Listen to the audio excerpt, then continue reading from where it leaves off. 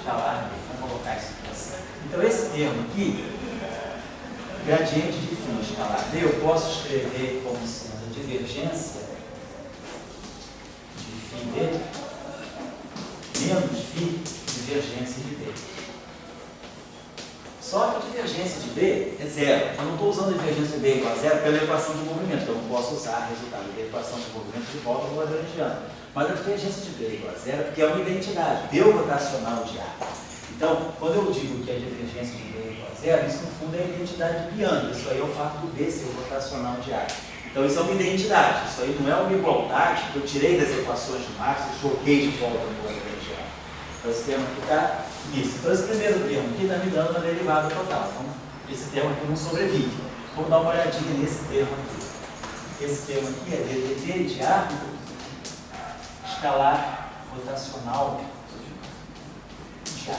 Vamos pensar isso da seguinte maneira. Então, isso aqui é DDT do AI, epsilon IJ capa, DJ a capa. Dá uma olhadinha nesse termo. Então, eu posso botar esse termo aqui como uma derivada total, vamos dizer que eu faça isso, né? Então, se eu escrever isso aqui assim, vou botar DDT do AI, esse termo vezes a componente do rotacional, do B, que é epsilon IJ capa, BJ na capa. Então, a gente vai, vamos colocar isso, vou botar essa derivada aqui na frente, vamos fatorar essa derivada aqui, ó. Derivada em J, de DDT do AI, epsilon IJ capa, a capa. Tá, menos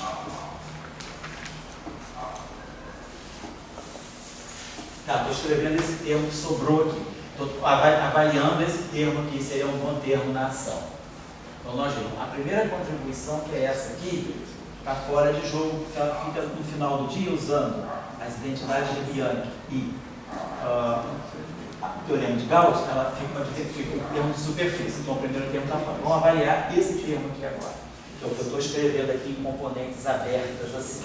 Então, isso aqui me dá DJ do DDT, isso aí é j capa, menos a derivada agora atuando aqui. Então, menos DDT, DJ,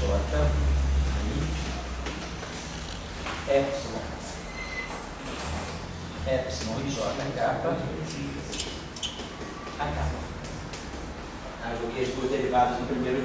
E aí, eu vou fazer a mesma coisa agora com essa derivada temporal. Vamos trabalhar essa derivada temporal aqui. Vai ficar a derivada temporal atuando aqui, mais esse termo aqui, trazendo a derivada temporal para cá. Vai ficar DDT, vai ficar DJ, aí, epsilon IJ capa, DT do AK. Então, eu estou dizendo o seguinte, esse termo aqui é igual a isso, menos isso, mais isso. Então, esse termo aqui é uma derivada total. Termo de superfície do espaço. Esse aqui é um termo de condições iniciais, no mais infinito e no menos infinito, está fora da região de integração. Vamos dar a equação de movimento e dar a equação de movimento. Sobrou esse termo aqui. Esse termo aqui está na cara desse. Vamos renomear o simples só. Se eu fizer, esse aqui é o K. Se eu fizer esse aqui ficar I, se eu fizer o K fica I, e o I fica K,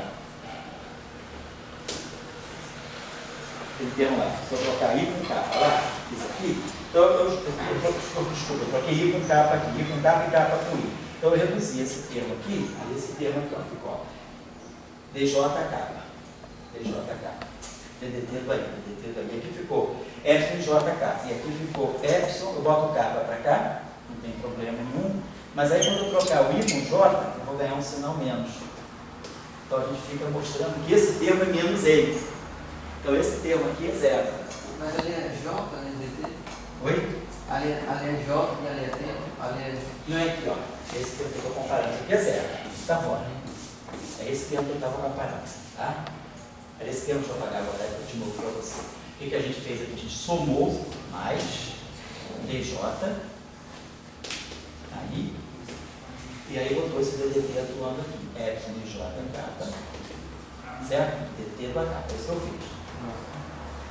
Agora eu vou transformar esse termo naquele, simplesmente renomeando, chamando capa de I e de capa. Aí o sinal desse cara aqui vai dar igual ao menos desse cara aqui. Então esse termo aqui é zero também.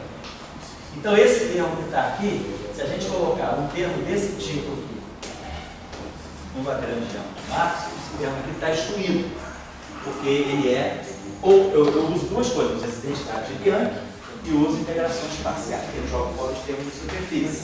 Então esse termo aqui é irrelevante para as equações de campo. Mas agora, se eu coloco derivada segunda, essa já não é mais a situação.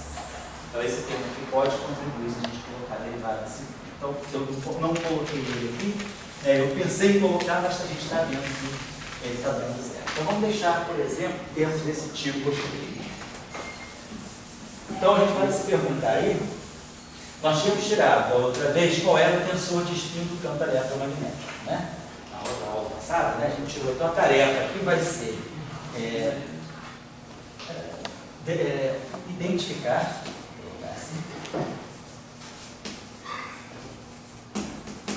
como os termos em alfa uma ficção alfa, gama e zeta influenciam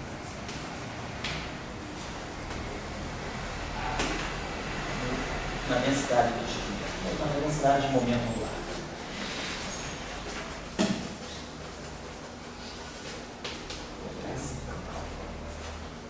Bom, fica essa tarefinha que quem quiser fazer. E aí a gente começa a aplicar um pouco aquele resultado de lá. Mas não diria, acho que é mais vantagem, em vez de ficar usando essa expressão, fazer. Eu acho que é sempre mais vantagem fazer a coisa explicitamente do que ficar usando expressão como você gosta, fórmula pronta, tá certo? A gente já dita isso aí, tá bom? Então usar a fórmula pronta depois que abaixa a fórmula. Mas aí sempre, toda fórmula, cara, até uma certa idade, as fórmulas sempre se aplicam. Depois de uma certa idade, depois de um certo nível que você está trabalhando, toda forma que você se deduz nunca se aplica o que você quer. Sempre que você está estudando, porque a gente, o que você faz? Você está sempre modificando coisas, né? Então você deduz uma forma, você vê, ela se aplica em todos os casos, menos no texto. A experiência vai te mostrar isso. Então é melhor não ficar aplicando fórmula, tá? Deduz para ficar bonitinho, né? Bota no apêndice da tese, mas o apêndice do texto, mas na prática você nunca usa, porque toda forma que você deduz, ela, se o caso que você está estudando, por uma das premissas. Então é melhor fazer as coisas, saber fazer. A gente tem um procedimento, quer dizer, formalmente, uma expressão desse tipo pode ajudar para a gente identificar padrões, né? Como você assim, um raciocínio meio estrutural. Mas na hora da prática, de você tirar resultado, cara, é melhor sempre você fazer um método mais indireto, né? E aí você percebe todos os detalhes. Fazer essas, sobretudo ter teoria do derivado superior, ficar aplicando esses resultados sem sempre algum problema. É só um conselhinho prático, tá? Da vida. Tá certo. Então deixa eu apagar isso aqui. E só para terminar isso aqui, para lá com vocês, deixa eu apagar esse caso aqui.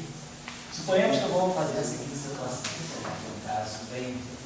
Uma outra tarefa também que pode ser interessante, uma tarefa no campo dos escalares, né?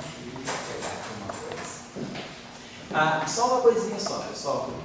Se aqui tem, não, deixa eu ver aqui, não, tá certo. Aqui, a gente queria, se eu tiver campo, vamos pegar uma tarefa só no campo escalar. Assim, é uma tarefa, que seria a seguinte.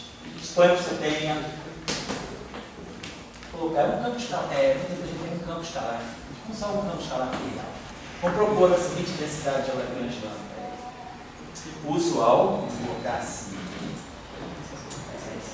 vamos colocar aqui, temos usual de derivada primeira, né, derivada de t de φ ao quadrado, e o termo, menos 1, está com parâmetro, menos alfa sobre 2, gradiente de φ ao quadrado, que é o usual. Claro, se isso aqui for Klein Gordon, né, isso aqui é C2, então isso aqui é 1 sobre 2 C2, né, e aqui é 1,5. Mas eu não estou pegando um caso relativista, estou pegando um caso em que esse parâmetro está justamente quebrando, vamos dizer, a simetria entre a derivada temporal e a derivada espacial. Portanto, é um caso não relativista. Então vamos pegar essa possibilidade agora aqui, mais um termo que tem aqui, 1 beta sobre 2, derivada temporal. Duas sucessores de φ, que o Gustavo estava falando, derivada de dois sucessores de φ, e aqui o Laplaciano de φ. Esse termo aqui, ele tem, além, né, vou colocar, além, vai ter um termo misto, só até botar ele depois. Vou botar os termos diagonais primeiro, vou chamar esse termo de alfa, chamar esse termo de beta, sobre 2 e assim. Derivada segunda de φ, derivada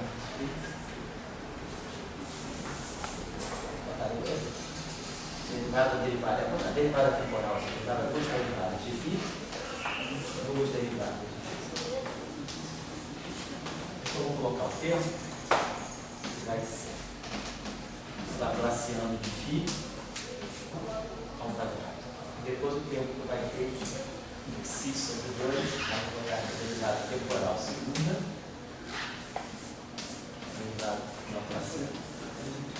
Alguma coisa desse tipo assim, o termo que pode ter aqui um mi sobre 2 φ ao quadrado.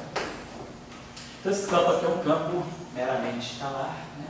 Vai estar na representação trivial, então toda contribuição para ele deve ser contribuição tipo momento angular orbital. Então, de acordo com o que a gente fez aí, né? Então seria interessante agora a gente ver como, né?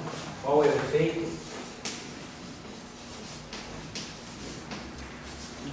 das derivadas espaciais superiores, né?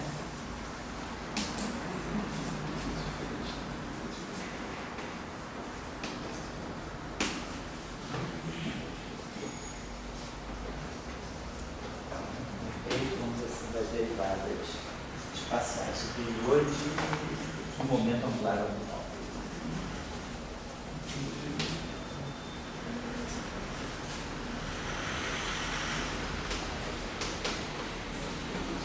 Porque as derivadas superiores, elas mexem com o espírito do campo. Ela aplicar gradiente de φ é uma coisa, o φ é uma coisa, o gradiente de φ é outra coisa. Então, é outro pessoal. Então, verificar o que pode estar acontecendo aqui. Porque, se vocês lembrarem lá das nossas aulas anteriores, né? Deixa eu apagar só assim antes do que eu falo. Nós tínhamos visto, né, quando a gente trabalhou com o campo escalar, que se ele tiver derivada superior, a gente vai ter dois tipos, na verdade, ele está carregando dois tipos de excitação. O campo escalar usual está sujeito à derivada primeira do tempo e gradiente. Então, esse campo aqui está sujeito a essas derivadas estão atuando nele. Então, essa situação aqui descreve realmente um genuíno escalar. Quando a gente viu que podia considerar essa possibilidade de atuar com derivadas superiores aqui, e aqui colocar um Laplaciano de φ, aqui a gente tem derivadas superiores, a gente via que o gradiente de φ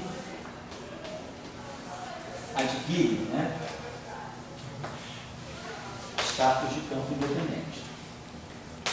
Então, esse campo, quando ele tem derivada superior, ele se propaga como se fosse um grau de liberdade extra. O campo é escalar, mas ele carrega uma direção intrínseca a ele, que é o gradiente de φ. Tá? Propaga, a gente tinha visto isso até que a equação de derivada superior tinha duas relações de dispersão, então a gente caracterizava como se fossem duas excitações presentes dentro do mesmo campo. Mas porque a derivada superior, se vocês se lembrarem lá, né, na estrutura de momentos canônicos, né, nós temos o momento canônico usual e depois nós temos o momento canônico, que é o usual, né, menos a derivada temporal de alguma coisa assim, de detetor de φ. Então a gente tem uma contribuição. Então a gente tem uma contribuição extra ao momento. Então isso mostrava para nós que esse campo aqui, o gradiente de φ, ele tem um momento independente, ele tem um momento canônico associado, então ele se comporta como um grau de liberdade independente. Então, esse campo, na verdade, não é tão escalar quanto parece. Ele é escalar o campo, mas o fato da derivada superior estar atuando nele faz com que o gradiente dele também seja, vamos dizer, de uma certa maneira, excitado, né? Eu também gero um gradiente de escalar que está se propagando junto com ele. Então é o escalar se propagando, mas ele tem uma direção longitudinal associada, tem um campo longitudinal associado a ele, né? No espaço dos momentos, né? Isso aqui é cada vezes φ, em roda de Fourier.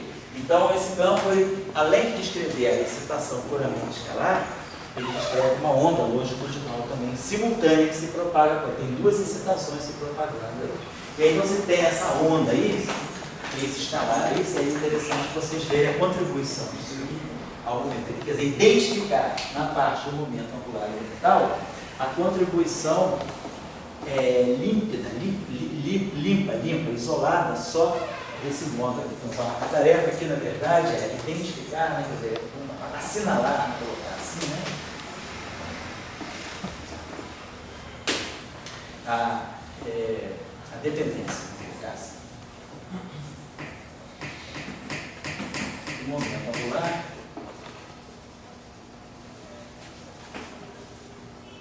Vou até botar a densidade de momento angular, que a gente está falando de grandezas sem integrar a densidade de momento angular.